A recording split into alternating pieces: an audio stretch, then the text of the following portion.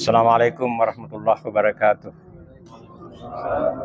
Alhamdulillah alladzi 'allama bil qalam 'allamal insana ma lam ya'lam.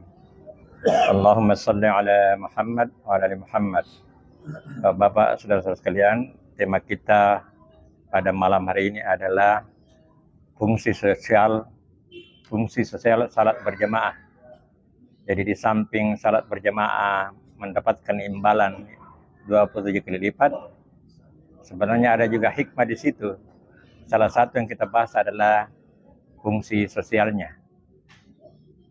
Dalam Al-Quran, pada surat Al-Baqarah ayat 43 ada berbunyi, ada 3 perintah di sini. Wa aqimus sholata, kemudian wa atuz zakata, dan yang ketiga warka'u marraki'in. Tegakkan salat, tunaikan zakat, dan rukuklah ma'ah bersama orang ruku. Utamanya laki-laki diharapkan untuk selalu berjamaah. Ini dasar hukum berjamaah dari Al-Quran. Sedangkan dalam hadis itu lengkap, detail. Tapi ini garis besarnya memang ada anjuran untuk rukuk bersama orang lain. Jadi tidak rukuk sendiri. Utamanya laki-laki. Kalau perempuan memang tidak dianjurkan seperti laki-laki, tapi dia juga akan mendapatkan pahala kalau dia melakukan salat berjamaah. Dulu memang karena itu berisiko. Tetapi kalau risiko itu dapat dihindari, kan bisa berjamaah. Umpamanya ada pengawalnya, ada muhrimnya, ada suaminya, ya.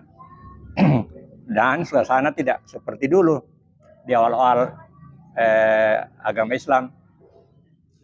Sekarang sudah ramai, aman. Nah, di sini kita bahas dulu barangkali ini ruku itu. Apa itu ruku? Ruku itu adalah batas.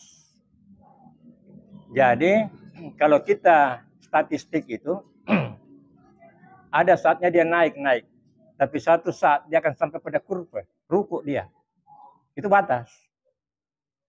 Nah, jadi kalau kita salat berjamaah, kalau kita masih dapat rukuknya, itu mesti dihitung 1. Tapi kalau tidak lagi, karena itu batas. Jadi ruku itu batas. Kemudian kenapa orang ruku? Karena manusia itu ada keterbatasan. Manusia itu adalah makhluk, sebaik-baik makhluk. Makanya dia kalau berjalan selalu nomor 1. Tidak ada makhluk yang bisa berdiri setegak manusia. Makhluk lain tidak. Monyet tidak setegak manusia. Hanya manusia. Dia selalu membentuk angka 1. Number 1 creature in the world. Makhluk nomor 1 di dunia. Makanya dia selalu membentuk nomor 1 kalau dia jalan. Tegap. Tetapi ada batasnya. Makanya ruku artinya menyadari keterbatasan. Makanya itu kalau kita hormat, utamanya orang Jepang itu, dia begini. Hormat itu artinya saya manusia ada keterbatasan. Kita pembalas juga. Oh, saya juga. Nah, itu. Jadi salah satu penghormatan adalah menyadari keterbatasan kita, dan pihak lain pun yang membalas hormat kita juga ruku juga. Nah, itulah filosofinya ruku. Ya, luar biasa. Nah, di sini ini hebatnya Al-Quran. Pada Al-Baqarah ayat 43 ada perintah ruku. Di Al-Imran itu pada ayat yang sama 43 ada juga perintah ruku. Dan ini diperintahkan kepada Maryam. Di sini pada ayat 43, ya Maryam, wahai Maryam. Ya Maryam nuti, taatlah dirabbiki, taatlah kepada Tuhanmu. Wasjudi, dan sujudlah kamu. Warka'i marraki'in, rukuklah bersama orang-orang ruku. Kita ketahui bahwa Maryam ketika hamil dan banyak fitnah, dia pergi menyendiri. Setelah melahirkan, jangan terus menyendiri. Dianjurkan untuk kembali kepada masyarakat. Jadi kita makhluk sosial ini memang sewajarnya kita ini berhubungan dengan orang lain. Nah, di salat berjamaah itulah kesempatan kita bersosialisasi, solidaritas. Ya, kita salam ke kanan dan ke kiri, itu mendoakan saudara kita di sebelah kanan. Assalamualaikum sebelah kiri. Ya. Kemudian apa hikmahnya itu Rasulullah kalau habis salat fardu kalau mimpi, dia menghadap ke jemaah, melihat-lihat jemaahnya. Oh, siapa yang tidak hadir? Begitu. Jadi dia balik dia. Ya, lihat itu. Itulah fungsi sosial kontrol. Saya pernah tinggal di satu kompleks elit. Karena kebetulan, bukan karena saya termasuk elit. Kebetulan ada rumah dinas. Di situ saya pertama saya datang mengundang tetangga, sulit. Tertutup rapat semuanya. Pintunya. Dan mereka kayaknya tidak butuh dengan tetangga. Karena mereka punya telepon, punya kendaraan. Jadi saya susah mengenali mereka. Alhamdulillah ada masjid. Disitulah kami ketemu. Disitulah kami bersosialisasi. Tapi orang yang jarang ke masjid, sampai saya pindah saya tidak kenal. Dan di masjid itu sebenarnya disayangkan. Tapi mungkin karena kesibukan, ada yang datang tidak juga salam kepada siapa-siapa, tidak juga bicara, kemudian pulang lagi. Ya, jadi dia mendapat pahala, tetapi fungsi sosialnya tidak. Ada saya lihat ada beberapa, tapi kita tidak menyalahkan karena ada kepentingannya mungkin. Ya, tapi alangkah bagusnya kalau kita sempat. Pak Husni itu betul-betul memanfaatkan itu. Jadi pernah kami berjamaah yang perjalanan dari Malino, kami di luar menunggu dia. Rupanya dia sempat berbincang-bincang di sebelahnya. Rupanya itu penjual sayur. Jadi dikasih nomor. Jadi bilang satu saat ada acara, saya butuh sayur, saya cukup telepon ini. Apakah tomat atau apapun. Jadi ini dia memanfaatkan berjamaah itu untuk bersilaturahmi. Nah, saya kira kita berpengalaman di sini berjamaah. Tentu kita banyak merasakan banyak hikmah dari situ. Karena ini sudah sangat populer ke kita. Saya tahu betul anggota jemaah ini yang sering ikut kajian adalah orang-orang yang sangat rajin salat berjamaah. Tentu kita rasakan dan kita berbagi. Semoga saudara-saudara kita yang ada di luar sana juga rajin berjamaah. Saya kira dari saya sekian. Assalamualaikum warahmatullahi wabarakatuh. Bismillahirrahmanirrahim. Assalamualaikum warahmatullahi wabarakatuh. Waalaikumsalam. Tema kita hari ini adalah fungsi sosial sholat berjamaah.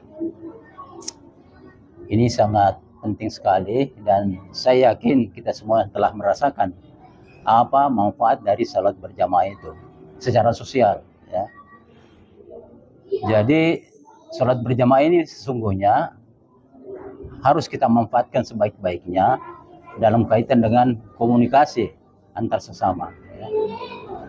Dan di sholat berjamaah ini juga kita diajarkan untuk tertib. Kalau imamnya ruku, kita ruku. Imamnya sujud, kita sujud. Sebelum kita sholat, imam mengatakan rapat dan lurus shaf. Jadi kita tertib, diajari tertib. Memang agama Islam ini agama tertib sebenarnya. Ya, semua ajarannya itu adalah disiplin, tertib. Ya, tertib waktu, tertib seperti misalnya waktu sholat. Ya jelas waktunya. Jelas waktunya 5 waktu itu waktu sholat adalah pelajaran untuk bisa kita disiplin untuk melaksanakan ibadah itu. Nah, sholat ini sebenarnya dengan berjamaah ini kita berkumpul di suatu tempat seperti di masjid ini, sesungguhnya mesti kita manfaatkan dalam rangka kehidupan. Ya, satu sama lain sudah saling mengenal, profesi kita saling mengenal satu sama lain, sehingga boleh jadi di sini terjadi satu transaksi, ya, dalam hal bisnis kah, dalam hal apakah. Cuma mungkin belum optimal kita manfaatkan, ya. Misalnya saja ada kursi kita rusak, di sini ada tukang kursi misalnya, tak? Nah, jadi dengan salat berjamaah gampang kita ketemu. Pak, saya ada kursi rusak misalnya. Nah itu salah satu fungsinya. Jadi fungsi ekonominya itu sangat kental sebenarnya kalau kita mau memanfaatkan dengan baik. Ya. Artinya fungsi sosialnya ini banyak nilai-nilai positifnya yang kita bisa dapatkan. Karena disinilah kita berkumpul satu iman, ya, sehingga bisa kesejahteraan ini meningkat. Sesungguhnya begitu. Nah, cuma mungkin optimalnya kita manfaatkan ini belum barangkali. Nah, mungkin karena masing-masing sibuk sendiri-sendiri sehingga tidak kita manfaatkan secara baik. Di masjid ini belum ada database jemaah. Kita kadangkala melihat mukanya tahu, tapi mengetahui namanya boleh ini jemaah di sini tidak semua juga saya tahu namanya. Tapi setiap hari kita ketemu. Ya, kelihatan orangnya, kita tahu orangnya, oh ini jemaah masjid. Tapi detail pribadi dia kita bisa tahu. Jadi perlu sesudah mungkin jemaah kita kumpul-kumpul, bincang-bincang segala macam dan saling memberi informasi tentang kehidupan. Ya, itulah sebabnya barangkali orang azan ya setelah hayal falah, mari menuju kepada kemenangan. Karena tempat ini memang adalah tempat untuk menuju kepada kemenangan fit dunia wal akhirah. Kira sedikit dari saya di situ. Assalamualaikum. Bismillahirrahmanirrahim. Assalamualaikum warahmatullahi wabarakatuh. Alhamdulillah wa syukurillah. Allahumma salli ala Sayyidina Muhammad wa ala ali Sayyidina Muhammad. Tema kita kali ini terkait sholat berjamaah dan kaitannya dengan kehidupan sosial. Saya hanya ingin memberikan sedikit pendapat atau komentar terkait hal ini. Pertama, saya teringat ketika Rasulullah SAW hijrah dari Mekah ke Madinah. Apa yang dibangun oleh Rasulullah ketika hijrah dari Mekah ke Madinah? Kita tahu sejarahnya, dalam beberapa hadis juga disebutkan bahwa Rasulullah pada saat hijrah ke Madinah yang dibangun adalah masjid. Masjid Quba kalau saya tidak salah. Kira-kira apa yang ada di dalam benak kita ketika Rasulullah hijrah ke Madinah? Di beberapa riwayat yang saya pernah baca bahwa kenapa Nabi hijrahnya ke Madinah? Kenapa bukan ke tempat lain? Pernah saya dengar bahwa kenapa Rasulullah hijrah ke Madinah? Karena di Madinah ini adalah tempatnya segala keburukan di waktu itu. Masyarakatnya betul-betul masyarakat yang jahiliyah. Sehingga Nabi hijrah ke Madinah untuk memperbaiki masyarakat. Apa hubungannya dengan masjid? Kenapa Rasulullah membangun masjid? Saya berpikir ketika masjid dibangun, saya pernah mendengar bahwa masjid ini adalah sumber peradaban. Jadi ketika masjid dibangun, barangkali ini saya hanya berpendapat secara pribadi, mohon maaf kalau salah. Saya berpendapat bahwa Rasulullah membangun masjid karena beliau tahu bahwa di masjidlah tempat kita membentuk karakter orang, tempat kita bersosial kemasyarakatan. Bahkan masjid barangkali menjadi pusat pemerintahan waktu itu. Jadi di masjid, dan masjid ini tempatnya berjamaah.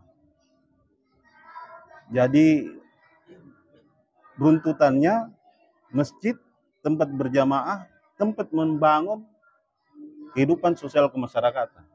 Di masjid kita bisa bikin apa saja yang terkait dengan keagamaan, terkait dengan sosial. Dan masjid adalah tempatnya berjamaah. Dan saya pikir di masjid kita boleh berinteraksi dengan siapa saja, kita boleh saling mengenal dengan siapa saja, karena filosofi berjamaah kita tidak bebas menentukan dengan siapa kita akan bersebelahan. Itulah prinsip sosial. Kata orang, kita boleh memilih teman, tapi kita tidak sanggup memilih tetangga. Kalau di kita itulah jiwa sosial. Kita boleh memilih dengan siapa kita berteman, tapi kita tidak tahu dalam berjamaah dengan siapa kita bersebelahan. Barangkali itu saja dari saya. Wabillahi taufik wal hidayah. Assalamualaikum warahmatullahi wabarakatuh. Assalamualaikum warahmatullahi wabarakatuh. Tidak bisa dipungkiri, kita semua saling kenal mengenal di masjid ini. Itu tidak bisa. Pak Nur Samsu, Pak Andi apa, saya kenal, begitupun dia kenal juga di masjid. Jadi masjid ini wadahnya untuk kita saling kenal mengenal setelah kita berjamaah. Tapi sebelumnya saya kembali tentang berjamaah, tentang berkumpul. Saya kembali ke peradaban jahiliyah. Kebiasaan-kebiasaan jahiliyah di waktu itu, mulai hari Minggu sampai hari Kamisnya itu, mereka menyebar ke seluruh daerah, ke seluruh tempat. Ada yang berdagang, ada yang bekerja di tempat lain untuk mencari sesuatu kehidupannya. Ada yang penyair ke lembah-lembah untuk mencari inspirasi untuk syairnya. Ada yang dukun-dukun ke suatu tempat gua-gua untuk bertapa untuk mendapatkan ilmunya. Nanti di ujung hari yang dia sebut hari pertemuannya, kalau kita katakan Islam hari Jumat, tapi di hari Jumat itu dia tidak katakan hari Jumat, tapi dia katakan Yaumul Arubah, artinya hari berkumpul. Berkumpul untuk bukan saling kenal mengenal waktu itu jahiliyah. Dia berkumpul untuk saling memperlihatkan kehebatannya, saling memperlihatkan kebanggaannya masing-masing. Yang berdagang memperlihatkan hasil dagangannya, yang penyair memperlihatkan syair-syair yang dia dapat. Begitupun dukun-dukun dan memperlihatkan di hari Jumat yang kita sebut hari Jumat, tapi dia katakan hari Arubah, hari berbangga-bangga. Dia berkumpul di sekitaran Mekah untuk memperlihatkan suatu kehebatan-kehebatan masing-masing. Jadi orang yang waktu itu orang yang kaya, dia akan memperlihatkan kebanggaannya bahwa saya orang kaya, bahkan semua kehebatan-kehebatan diperlihatkan. Tapi setelah datang Islam, maka Islam merubah cara itu. Islam, menurut Islam, kita berkumpul tapi bukan untuk berbangga-bangga, untuk memperlihatkan kehebatan kita, tapi kita berkumpul bukan dengan seperti itu. Maka Rasulullah SAW mengajarkan bahwa kita berkumpul untuk saling mengenal, bukan untuk hanya datang di masjid untuk saling datang syarat, sudah rukuk, assalamualaikum, tidak begitu. Menurut Rasulullah, kita harus kenal siapa di samping kita, dan siapa orang-orang di sekitar kita. Kita tanyakan mereka siapa dia. Bisa jadi kita bisa minta solusi dari persoalan kita, dari yang kita kenal. Ibarat saya sakit, saya kenal dengan dokter, saya sakit begini. Si dokter itu memberikan solusi dari persoalan penyakit saya. Saya punya problem keluarga, saya kenal ini. Itulah maksud daripada suatu berjamaah yang dimaksudkan oleh baginda Rasul SAW dalam kehidupan sosial kita. Jadi perbedaannya antara jahiliyah dengan Islam, itulah yang nampak bahwa dia memperlihatkan kehebatannya. Kita berkumpul bukan sekedar berkumpul, tapi berkumpul untuk saling mencari solusi dalam kehidupan ini, baik dalam kehidupan sosial kita. Ya, saya rasa itu yang saya sampaikan sedikit. Bismillahirrahmanirrahim. Assalamualaikum warahmatullahi wabarakatuh.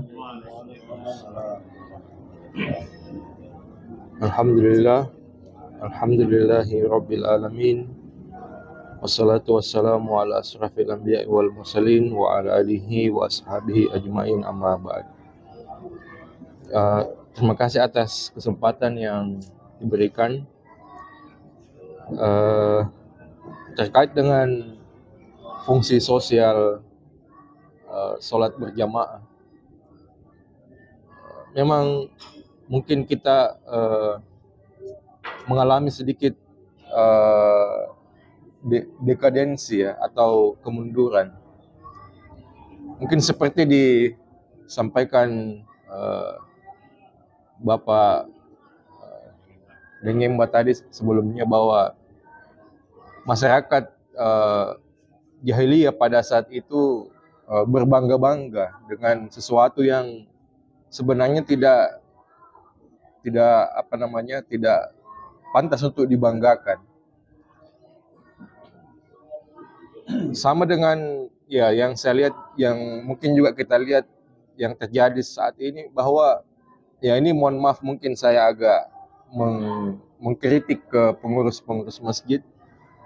Ya hampir hampir semua masjid di Makassar ataupun mungkin juga di Indonesia itu berbangga-bangga dengan hal yang sebenarnya tidak perlu dibanggakan. Misalnya dengan keindahan masjid, misalnya dengan uang kas masjid misalnya, ya, dan hal-hal lain, ya. Ya, jarang mungkin kita temukan masjid yang memang betul-betul fokus untuk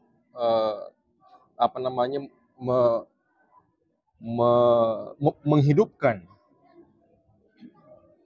bagaimana supaya jamaah itu saling kenal mengenal, bagaimana supaya ada keakraban antar satu sama lain, antar jamaah yang datang sholat berjamaah. Jadi ini sangat kita sayangkan, karena hanya sedikit, mungkin bisa dihitung jari masjid-masjid yang kemudian peduli dengan sosial kemasyarakatan. Mungkin juga di masjid kita ini barangkali alhamdulillah mungkin ya ada kegiatan seperti ini di masjid kita, meskipun saya tidak tahu apakah ini didukung penuh oleh pengurus atau bagaimana, ya. Tapi di masjid-masjid lain itu ya tidak ada sama sekali, hanya sholat berjamaah pulang, sholat berjamaah pulang. Hari apa tidak ada, ya kecuali hari Jumat, ya, sholat berjamaah pulang, dan sholat Jumat itu saja. Ramadan itu saja, Maulid, Isra Mi'raj, halal bihalal. Jadi sangat disayangkan. Padahal banyak sekali waktu-waktu yang ya kita sangat bersyukur, ya, kita di sini bisa berkumpul setiap hari Selasa dan Jumat, ya. Kemudian juga ada saudara-saudara kita dari Jamaah Tabligh, itu pengajian di sini hari Sabtu. Kemudian Pak Kiai juga, ya, pengajian tasawuf setiap bulan barangkali, ya. Jadi ya itu pun kalau saya sarankan, andai kata ini didengar oleh pengurus masjid, saya sarankan kalau bisa ditambah, ya. Kalau bisa intensitas seperti ini itu ditambah, karena bisa saja mungkin kenapa saudara-saudara kita tidak datang hari ini, karena mungkin dia kosong hari Senin misalnya, atau kenapa tidak datang hari Jumat, karena dia kosong hari Sabtu. Jadi kalau kita tambah intensitas seperti ini, kan jamaah bisa memilih, oh saya bisa masuk saya bisa ini hari ini, saya bisa ini hari ini. Jadi seperti itu. Jadi saya sangat memimpikan setiap masjid itu bisa seperti Al-Markas atau bisa seperti Masjid Raya, yang dimana itu setiap hari ada pengajian, Pak. Ba'da maghrib. Bahkan bukan hanya ba'da maghrib, setiap waktu sholat itu di Masjid Raya, di Masjid Al-Markas itu ada pengajian, meskipun ya ikut cuma 1-2 orang. Ya mungkin masjid-masjid lain mungkin agak berat untuk setiap waktu sholat, ya, karena memang pasti berat. Cuman kalau saya kira setiap ba'da maghrib isya itu memang saya kira tidak berat kalau setiap pengurus masjid di Makassar ini mengusahakan untuk itu, untuk ada pengajian, dan saya kira ini juga tanggung jawab, ya. Bagaimana orang memasukkan di sini uang infak, ya, uang kas, uang celengan, uang apa semua itu, saya kira itu juga harus digunakan sebagai salah satu sarana pendidikan agama ke jamaah. Dan itu tidak memungkinkan kalau hanya setiap hari Jumat. Ya, apa sih yang kita bisa tangkap kalau hanya sekali seminggu, Pak? Tidak bisa, saya kira.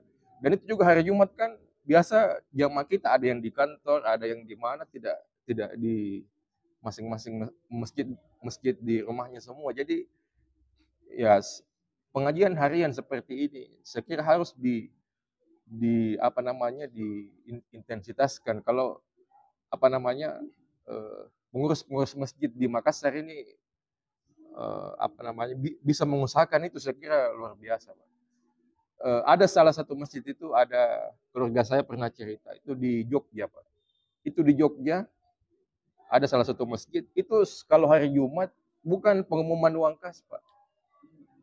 Dia umumkan misalnya hari ini Senin ada pengajian tentang sholat, hari Selasa pengajian tentang zakat misalnya, hari Rabu pengajian tentang ini. Jadi dan banyak lagi yang dia sampaikan, misalnya ada pertemuan ini, ada sosialisasi masalah ini, ada luar biasa. Jadi apa namanya saya kira apa namanya